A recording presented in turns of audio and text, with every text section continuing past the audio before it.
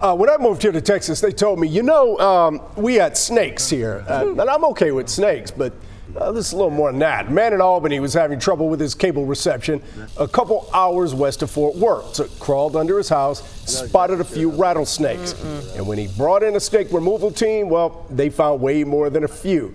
The company posted this video to their Facebook page after they pulled 45 snakes out of his home. You know, Pete is a big fan of snakes, Chris.